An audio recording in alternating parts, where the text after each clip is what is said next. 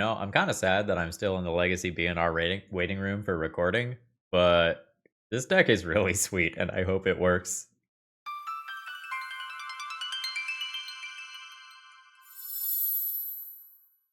Hello, folks. Phil Gallagher, aka ThrabenU, here for another Legacy video.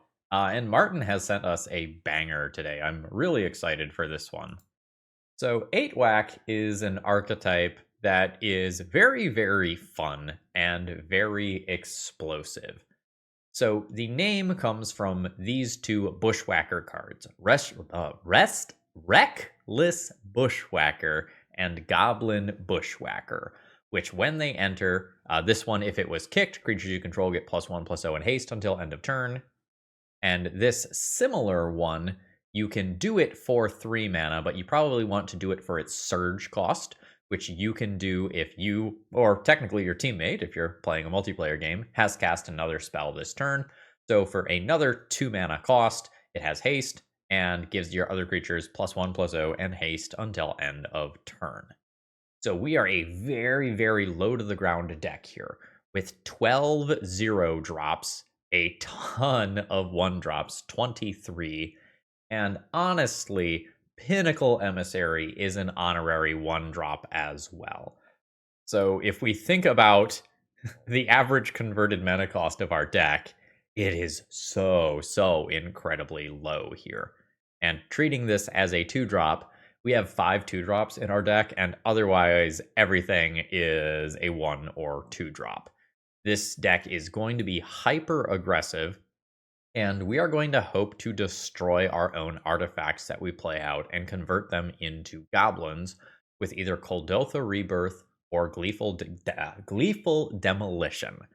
So that is going to give us a lot of bodies. We are then going to kick it and do our bushwhacking, make them huge, and swing in for lethal.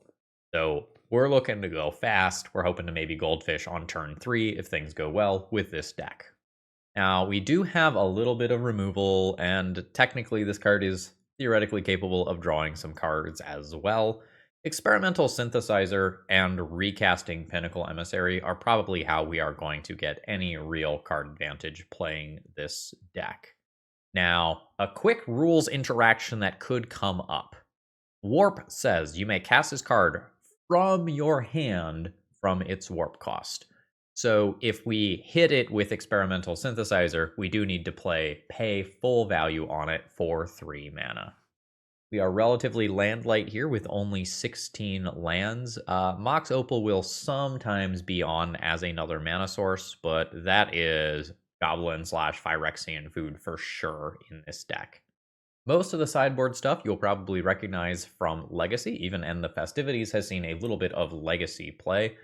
Magebane Lizard is maybe the only weirdo here. This is a hate bear. Whenever a player casts a non-creature spell, this creature deals damage to that player equal to the number of non-creature spells they've cast this turn. So if we get paired against some sort of Storm-style deck, this can be a very, very aggressive card there in finishing off our opponent's life total. If you decide you need a copy of this deck to play at your local FNM or whatever, please consider getting the cards from my sponsor, TOAMagic.com. I love them. They're great. They've treated me well, both as a content creator and as a customer. Promo code ThrabenU saves you a little bit on your order, and you always get free shipping, which is awesome. Great perk. All right, let's battle. So my hand here is definitely a keep, and I just have to decide how I'm going to play this out. There's like various speeds at which I can choose to play. And a lot of that decides on whether or not I want to attempt to turn on a Mox Opal. I think I'm going to play the Mox Opal on 2 for Bushwhacker purposes. So let's... Oh, yeah, I guess I have blue for hardcasting this. Let's do Sacred Foundry, though. Play an Esper Sentinel, and then just go ahead and pass the turn there. Fire of Industry. Am I going to get to draw a card? Didn't think so. Opponent has their own artifact mana here. Do I need to do something like Portable Hole immediately? Hope not. I wonder if it was just correct to ignore Esper Sentinel and just play Rebirth on 1. Mox Opal Rebirth be attacking for 3 this turn, rather than taking a more conservative line. We'll get a feel for that over the course of this league. That is a Goblin Bushwhacker. I'm always playing this land drop. I think I'm going to go ahead and just do this here. I do have Metalcraft, and we will do a just baby bushwhack here. And next turn, it's my intention to rebirth into Bushwhacker for a respectable amount of damage. Urza's Saga comes into the picture. There's a Mox Opal. Esper Sentinel continuing to be kinda card draw. It can draw cards. I do not believe I drew a single card with an Esper Sentinel in the previous league that I played with it. Vexing Bauble is fine. Thoughtcast is fine. And now it's my turn, and this is not currently producing mana. I don't know that I need to Portable Hole anything. While I've got red mana, I think I'm going to go ahead and rebirth the synthesizer in case I hit hot there. I can go ahead and play that. Let us surge. Make everyone big. That is a lot of damage. My opponent is at 4. I will go wide of my opponent's stuff next turn. I think I go ahead and just do this. I will Portable Hole. I'm just going to take out a potential mana source here, and that's good enough for my opponent. The 8-whack puts a game on the board. This is 2 mana to destroy an artifact, but 1 mana to destroy an Urza Saga. That seems like a big deal. So I think I'm into this. Pithing Needles do stuff, Dismembers do stuff. And the Festivities also does stuff versus an opposing Pinnacle Emissary. Am I supposed to play around that specific line when End the Festivities otherwise is not particularly good? I'm not sure that I am. I think I'm most afraid of something like Urza's Saga tutoring up Shadow Spear and just making it so that I don't have the possibility of burning out my opponent. I think I'm going to sideboard minimally here. I have a mediocre controlling hand that might go somewhere later. I think I'm just going to keep this and hope that the top of the deck is kind to me. Opponent plays a tapped land and a bauble. That is fine by me. I guess, do I have a Surveil land in here? I just kind of assumed that I did. Negative, no time for tapped lands here. That makes this first turn very awkward. I think I will just accept that. The hope this game is to just, like, tear a turn 2 Urza's Saga. And then start doing my own BS. Nice. So then, let's tear the shit out of that. 1 mana Sinkhole. Let's go, baby. There's a Bushwhacker. I can just attack for 2. I think I'll play Synthesizer, though. I'll hit a different land drop there. I'm gonna just put a 1/1 into play. Let's operate under the assumption that I do something like Portable Hole into a Bushwhacker next turn. There's the land drop. There's a Tamiyo. Yeah. Oh, very nice.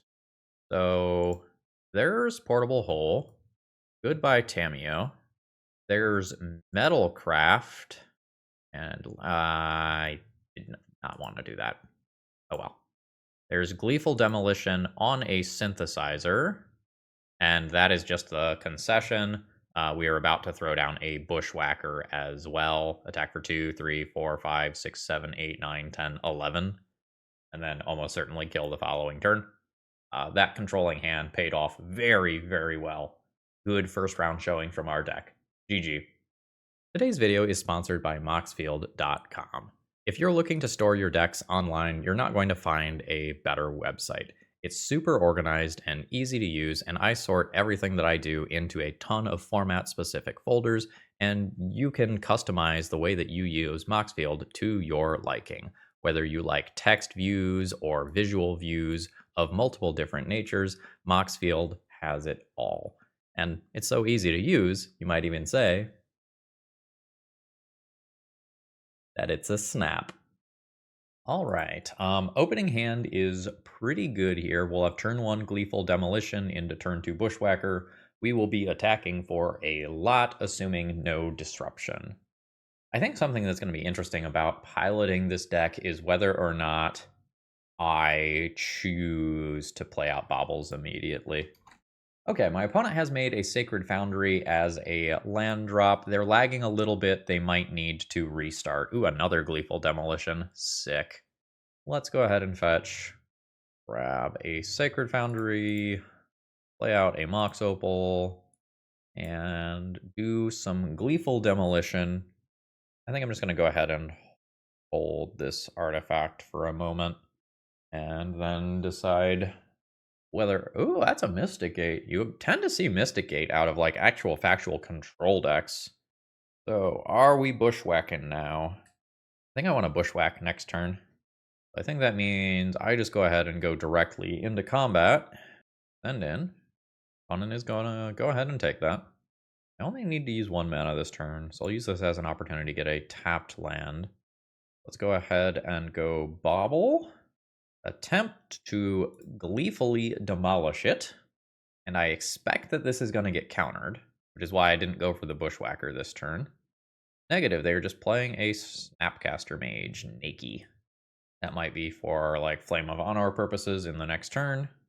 Unless they have a, Flare of Denial. Okay. That's fine. Gleeful Demolition got me 2 cards there.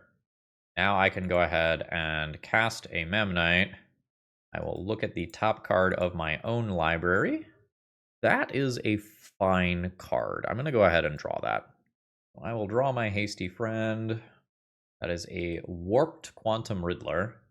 That's not something that is helping to stabilize the board here. Unless my opponent makes another land drop and then ephemerates it or stifles the trigger or whatever. In which case, that's pretty good. So here's the Warp Trigger. Opponent is going to try to keep it around. Which is obviously good, but I'm not sure how much I care. I might just force through enough damage into attacks where this does not matter. So now I'll go ahead and fetch, take a land out of the deck here. Go to my own turn. There's a Synthesizer. I'm probably going to Synthesizer into Reckless Bushwhacker this turn. So yeah. Okay, there's a Bobble. That's great. I get that free value there. Go 1 and 2. Cast with Surge. And I lose 1 body here to get half of my opponent's life total. Ooh, that is not quite true. There's a Solitude. It seems like that is supposed to hit this one instead, right? It saves 1 more damage. There's Evoke. Goodbye, Memnite. Everybody is hasty. This is still worth 6 damage. That seems fine. Send on in. Opponent drops to 10. I'll go ahead and turn this into another card. Snapcaster Mage is potentially solid. Snapcaster Consign is very real. Nice. Holy shit. An attack. The confidence. Down to 12 on my end. Pinnacle Emissary is cool. I think we're starting here, though. So, yeah. There's Snapcaster Mage. Targeting a Consign. There's Flare of Denial. Sure. That's annoying. So now if I cast this Bushwhacker, my opponent gets to consign the trigger. Oh, no, they don't get to consign the trigger. Thick. The opponent needed to use Sacred Foundry and Mystic Gate to do that. And leave open Island for this to work the way they wanted. Now, they could still have a red or white card to cast here. An Ephemerate on a Quantum Riddler. Sure. You may draw 2 cards. I will go to Punchies. This explains the Quantum Riddler attack on the previous turn. Send in. Opponent will be taking 6 here, going to 4. Seems like they have a ton of pitch cards in their deck if they've got Flare of Denial and Solitudes. Now they can ephemerate their Quantum Riddler again for some additional card draw. Oh, they're going to Lightning Bolt one of these so that they can draw 2 cards. Perfectly reasonable. So by the time we get to their main phase, they are up to 4 cards. There's another creature that can just get in the way of my stuff. This is not ideal for me. And my opponent is just going to find more and more removal as time goes on. So I guess we will take what value we can. So let's warp this past a portable hole. Mostly just to make an extra body here. Take out that Thundertrap Trainer. I won't do any attacks this turn. I don't think it is worth sending in for 1 point of damage without something like a Lightning Bolt to just finish the job. Ooh, hate that for me. That is very, very bad. My deck is built to do 20 points of damage, and that is all that it is built to do. A good portion of the time, this just comes back next turn. I think my line is put this into play and hope that it's still there the next time I make it around the table. Please, no red land drop. Okay, cool. Looks like I'm not eating Flage immediately. Opponent is warping a Quantum Riddler instead. Now they have a land drop. So I suspect if I don't effectively win the game on my next turn, my opponent wins this one. And I think it's going to be hard to win because I'm expecting another stifle effect on this trigger. And I am correct. Well, I'm not counting. Math is for blockers. Pinnacle Emissary trigger. Synthesizer trigger. A portable hole is not going to get rid of the things that I want to get rid of. Therefore, we surge. Alright. Trigger. This is 6 damage of the 7 that I need for lethal. I'm going to say that that is good enough to go ahead and swing in. Send him. Good enough to make my opponent respond. Imagine we're about to see the march here. And we do. No more lies. White, blue, counter target spell unless its controller pays 3. You do exile it.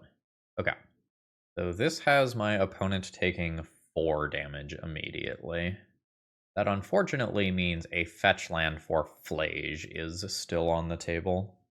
We have dealt the full 20 points of damage. That initial Flage trigger, just kind of putting my opponent over the line though.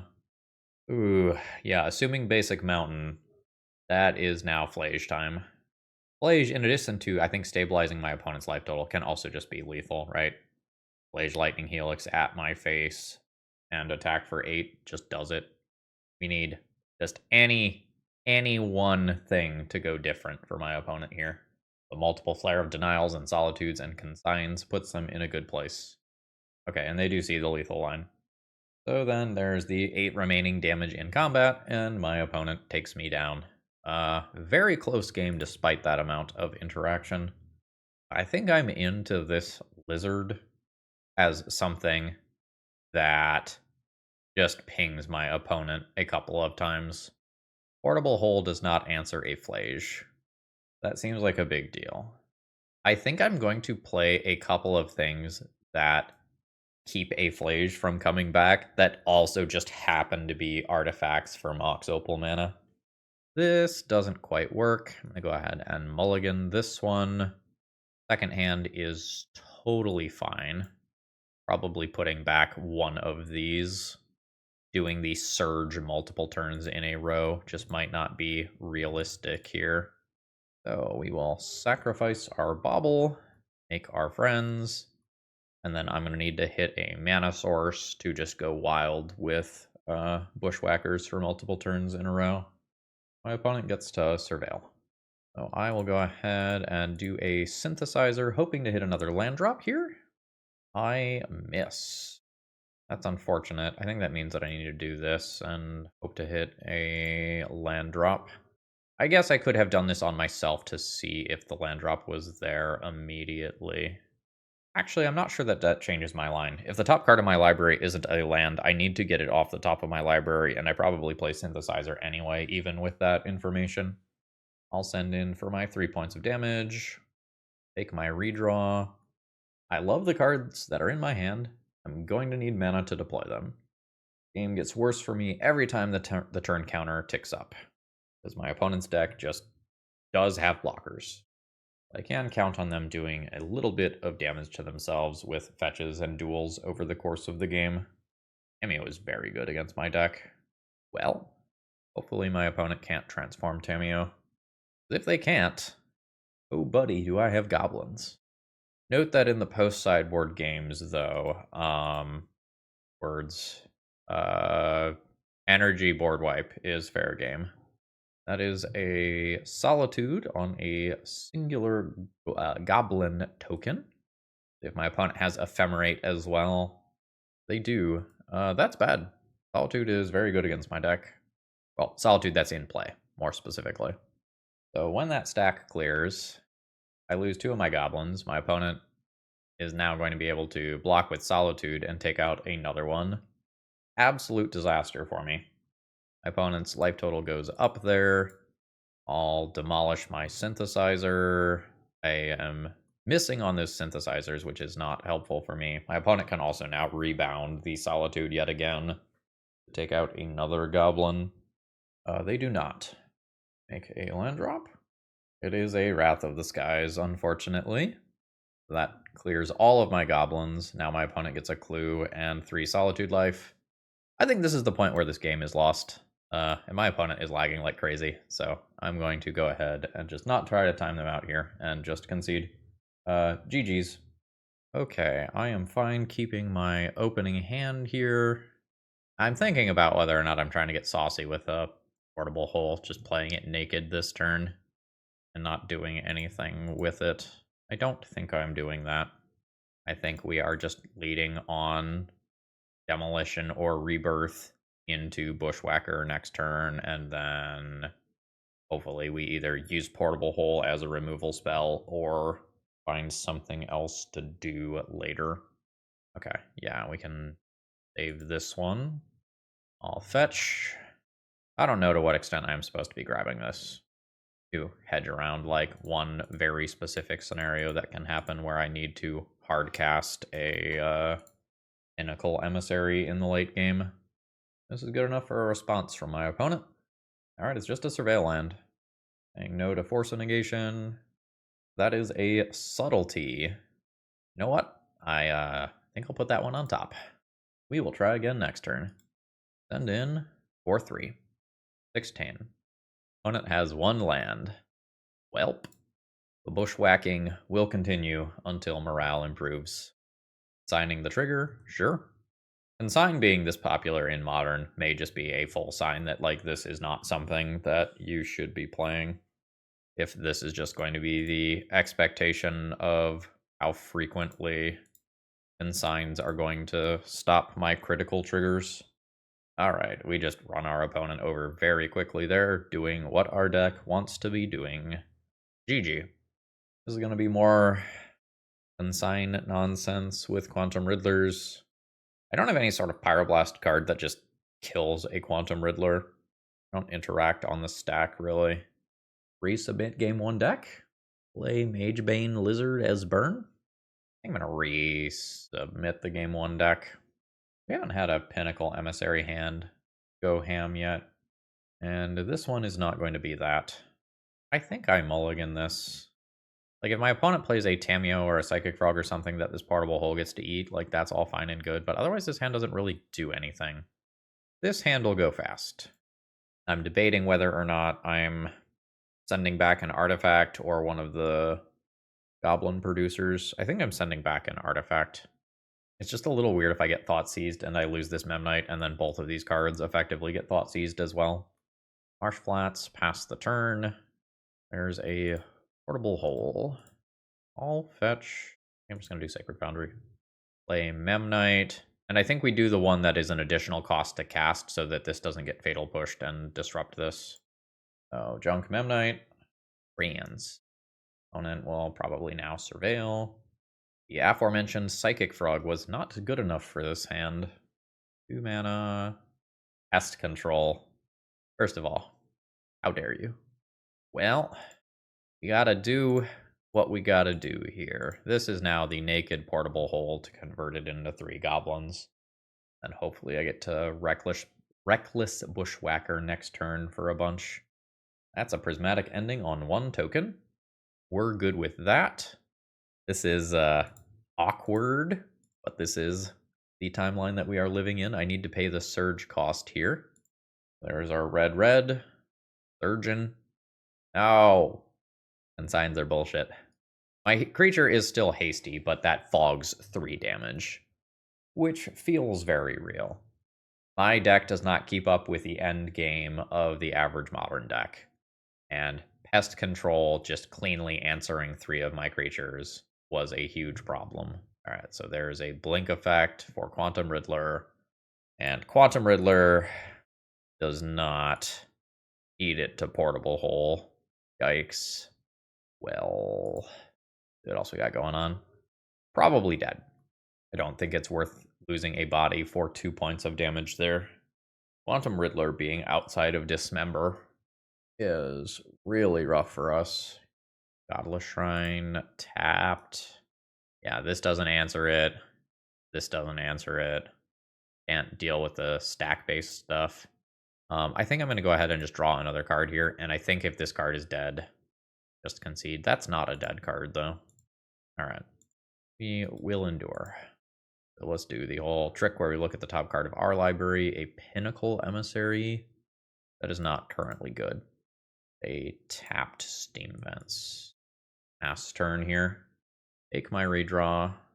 Mox Opal is not what I'm looking for. Opponent now has a ton of mana and a ton of cards. And their life total is still above half. This does not bode well for me. Another pet. Alright. We're fucking out. We're out. That other Riddler was also going to be another draw too. We gotta run our opponent over before that stuff starts taking off. I just don't interact with it at all. Portable Hole is often going to be bad, but it's an artifact and it's something that can answer Tameo and Psychic Frog style cards. That might be a I've just gotta live with it thing. I'm gonna resubmit the game 1 deck yet again, I think. What do we do here? Nothing. The hand doesn't do anything. That's an easy mulligan. This hand is fine. I'm going to just fucking eat it to pest control, though. I think that's a hope they don't have it situation. I'm not guaranteed to hit another land drop to do the coolest things that I can do with Experimental Synthesizer. So I think I'm just letting that go. So, Canyon, Bobble, Rebirth, the Bobble. Nice. Did not eat a Force of Negation, and there's a Memnite. We are hopefully attacking for 4 next turn, and then rebirthing Memnite into 3 Goblin Friends. Pinnacle Emissary can be a way to refuel afterwards. Yeah. 16. Rebirth. Sacrificing Memnite. Alright. Do you have pest control? If yes, you win. If no, I like my odds. I'm not guaranteed because I can't bushwhack immediately. Faithful Mending, Surveilled to Graveyard. Is it pest control? It is pest control. My opponent has 5 cards remaining. I suspect that they now win easily. I will do the best I can, but I am not hopeful. Land drop 3 for opponent. This is the turn where Riddlers can come down and stick, and I will just fully concede to a consign or whatever on this trigger. Do you have it? They have it. I think I am not beating this deck. Just multiple copies of pest control means that my token-based strategy is not consistent at doing the thing that I need it to do. I'm not at enough mana to warp this. Another ETB tapped land. Riddler is chilling. Well, I mean, just please never have a pest control ever. Now this one targets, so if my opponent can destroy this drone, they can fizzle my spell. Yep. And we're not gonna send goblins to their death for 2 points of damage here. We're hoping to surge in later. Alright, now my opponent has some life gain going as well. Thanks, I hate it. Atraxa now hits the graveyard. So that's a whole nother angle. My opponent can do the persist type stuff. Prismatic Ending is fine. Surveil Land is fine. The multiple copies of Faithful Mending are also honestly a little rough. Again, my deck is really built to do 20 points of damage, not 22, and certainly not 26. Upkeep, Goryo's Vengeance. Once that Atraxa hits play and my opponent gains that life, I'm never winning that there. GG's. Even completely ignoring the reanimation side of the deck, the just Quantum Riddler plus removal spells portion of the deck was devastating.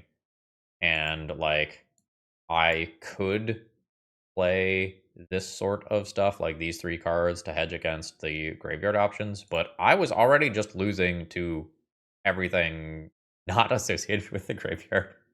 Alright, opening hand here doesn't seem good enough. I really only have these 3 1/1s as my way to push damage. I don't have any follow-up here. I don't think that's enough. What does this one do? Steam Vents does not cast Esper Sentinel. So I go Steam Vents, Bobble, Lethal Demolition, Memnite. I have 4 power in play on turn 1, and then have 2 Bushwhackers for if I get lucky. That seems fine. The other way to play this is to just cycle Bobble immediately in hopes of increasing my chances of getting a land, and I just don't keep the Memnite in play. And honestly, I think I like that better. Yeah, I think I'm into that. So, Steam Vents, yes. Memnite, Demolition, a Memnite. I don't need to look at mine. What are you playing? God. Ah! There was apparently a better way to play that turn. I apologize for not playing around EE on 0 as of turn 0. My bad. There's a Springleaf Drum. There's an opposing Memnite.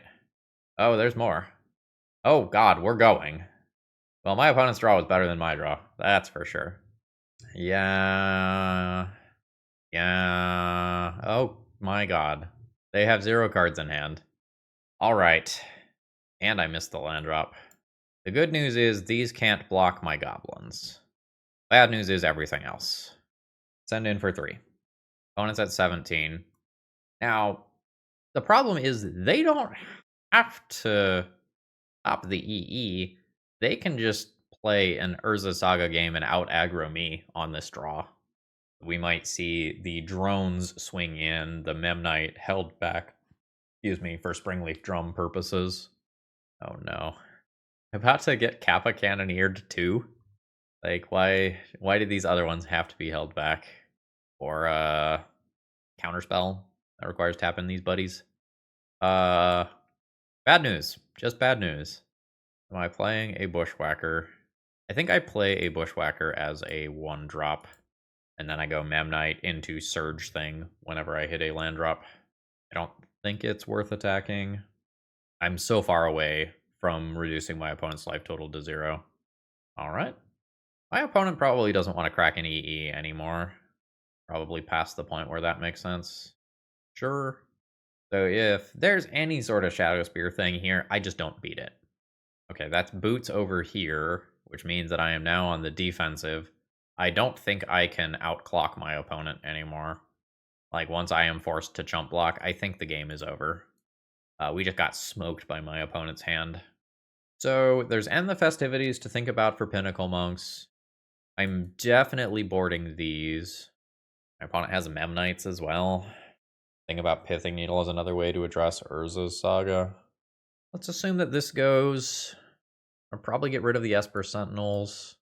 Go down Portable Hole. Go up End the Festivities, maybe. This is a more flexible card. This does a lot when it is relevant. And then I don't know how many actual creatures I get to cut. I don't think I like Magebane Lizard here. I think a lot of times my opponent dumps their hand on turn 1. This does not have mana to get going. We'll mulligan that. This is fine. I'll keep this and get rid of the Portable Hole that I can't cast off of Basic Mountain. And I think I am just going aggro here. I'm going to produce my things and hope to hit my land drop for Bushwhacker. If I don't, maybe I can end the festivities and get rid of a bunch of 1/1s that my opponent produces. I just fear that their deck is faster and more consistent at doing what I am trying to do. Laws of Gix, sure. Land drop, please. Not land drop, another End the Festivities, which is honestly a pretty terrible draw right now. Now I want to hit a land or a 0 drop off of this. Nope. This is just kind of the failure rate of my deck. And even if these End the Festivities were my game 1 card, this is where my Portable Holes would have been. Alright, opponent is now doing the bobble thing. That's bad. That's worse. Yeah. So these End the Festivities end up being misses. I think if I don't hit my land for Goblin Bushwhacker this turn, I just don't win. Is that doing anything, or is that just straight up an artifact? Graveyards or library, this sends my card to exile. Welp. This technically could target my opponent's stuff. I should think about this for a touch longer. Opponent will be at 14. I play Gleeful Demolition. Next turn, I attack for 14-ish. Fiery Islet requires some life loss. I think I do still go ahead and do this. So Experimental Synthesizer leaves play. I hit a bobble.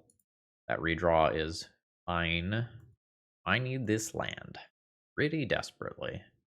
One is at 14. Drawing another Mox Opal. That's fine. Now, if I miss the land drop on 2 draws, the Shadow Spear probably wins unless I find another way to answer the Shadow Spear. That's a Pinnacle Emissary. Again, the artifacts of drone tokens do not block my goblins. They only block flyers. Oh, it's a big boy. So that's something that does not require the Fiery Islet to be tapped there. Kappa Cannoneer gets in the way. That's a real blocker. Oh, we're still going. 13. Equipping on Kappa. That's bad.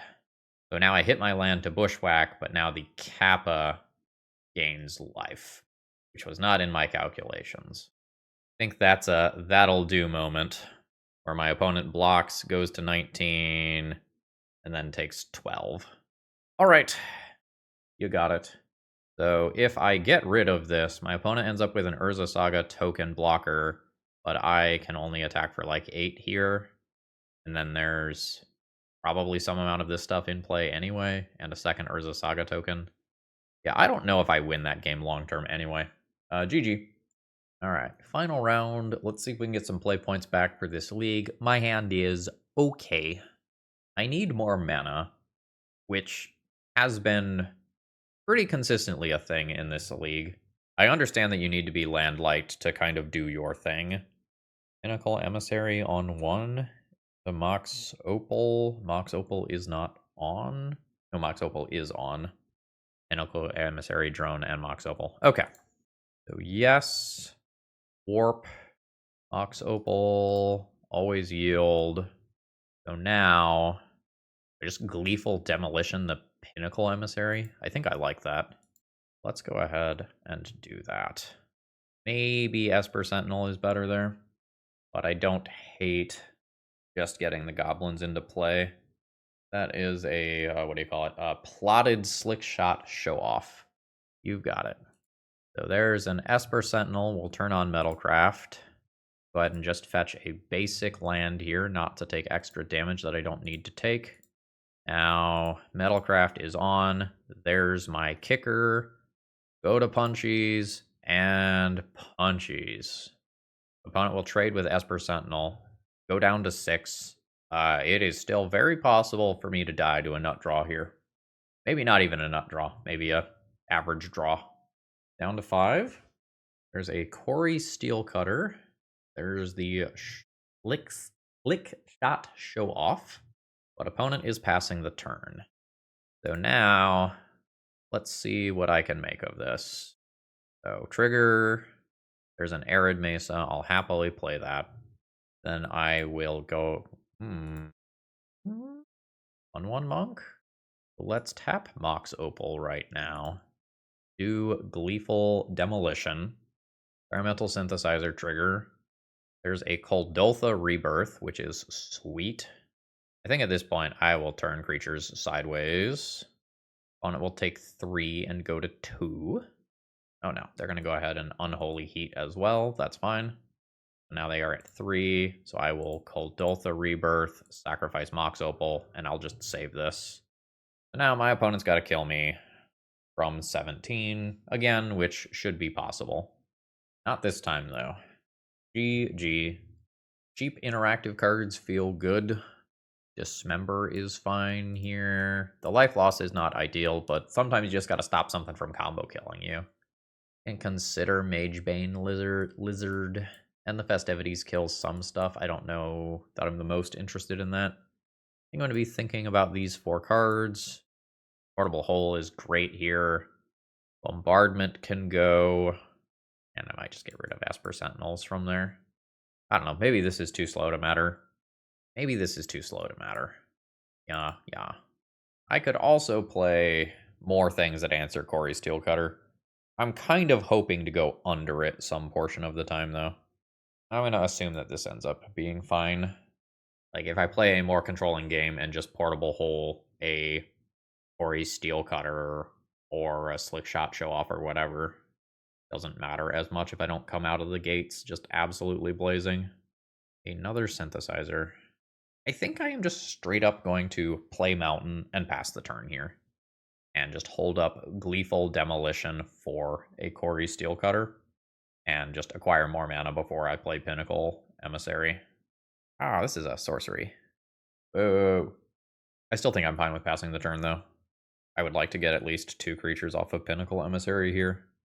There's a Swift Spear. Opponent can send in. I'll sit here for just a second in blockers, like I'm thinking about bolting it or whatever, and then take that damage. Alright, cool. Yeah. It's going to be way better. Now, warp this. There's Bobble.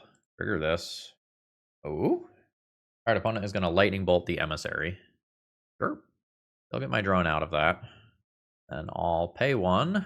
There's a portable hole. What are you drawing? Ori Steel Cutter. I can Gleeful Demolition that. We'll just play another Bobble.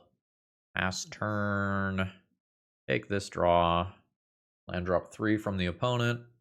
Ori Steel Cutter probably makes a monk this turn. Negative, we are plotting. Flick Shot, Show Off. Your next draw. Theoretical Preordain, although my opponent might end up fetching. I'll redraw. Bushwhacker, sure. So I can start here if I hit something cool. Sacred Foundry, sure. I will pay the life for that. So cast and Surge. This is more life than I would like to be paying in the face of some scary permanents on the other side of the battlefield. I would play more conservatively if, say, this was an instant and I had more ability to address a Ori Steel Cutter, but I don't. I would like to get a little lucky next turn and just present lethal next turn, like Gleeful Demolition on a synthesizer, and then one of my draw step or experimental synthesizer card ends up being another Bushwhacker effect. See whether or not that ends up being reality. There's also a lot of differences in lines between whether or not my opponent attacks here or holds back. They are going aggro, and that is all the damage that I am taking. Ooh, nice. I think that means that well, maybe I start here. Yeah, maybe I start here and see if my opponent wants to cast some spells in response. Then I will go ahead and Demolition. Synthesizer trigger. It is a land. I think I'm just playing that tapped. Not doing my synthesizer this turn. I save that for next turn so that I have a card for Surge for this. Opponent is down to 6. I have some blockers for a monk token. We'll see who prevails here. This is gonna be tight. My opponent's not dead on board. They could take 4. All right, they are sending in. That's going through. If I'm dead, I'm dead. That is a Violent Urge. There is Delirium, so this is going to get double strike. I'm at 4. 4's not dead. Opponent says misclick. Yeah. Well, let's see if you can salvage it. No, they just concede. So I was at what, 4? So Lava Dart my face, flashback Lava Dart my face is easily more than enough damage. So that is a 2-3 on paper because my opponent misclicked. But in reality, that is a 1. Well, no, we would go to another game. Yep, could have forced another game there. GG, we'll take it. So let's go ahead and wrap this one up here. Overall thoughts on the deck list. This is neat. This is trying to be a deck that consistently as possible produces a highly aggressive turn 1 or turn 2 board state. And it does succeed at that. However, I don't know that it succeeds at finishing the game after doing so. We got wrecked by Pest Control, we got wrecked by Quantum Riddler, and opposing Pinnacle Emissary decks were making more creatures on average with their Pinnacle Emissaries than we were. I wonder if this deck needs to make some small tweaks. Like maybe this needs Lightning Bolt for reach and getting opposing blockers out of the way. It certainly needs something that can address Quantum Riddler. Maybe you can find something that makes your creatures unblockable. Or sometimes these decks played Raid Bombardment. Yeah, some sort of Raid Bombardment style thing that can help finish off the game. This might be a bad example. I don't know that our deck gets to 3 mana consistently. I think there's going to be a lot of things in the format that just randomly beat us. Like Flage, for example, seems very, very problematic. We can do 20 damage pretty well. As soon as we have to do more than 20 damage, things are a problem. I'm going to say that this was a fun deck to play that I don't expect to be particularly competitive. There's probably some room for improving this a little bit. I'm going to give this a shaky thumbs up, where I wouldn't bet any money on this competitively, but this is a good way to spend a Friday Night Magic or something like that. And with that, I'm going to go ahead and call it a day and get ready to go to a convention. It's TTRPG weekend for me. Have a great rest of the day, folks. See ya!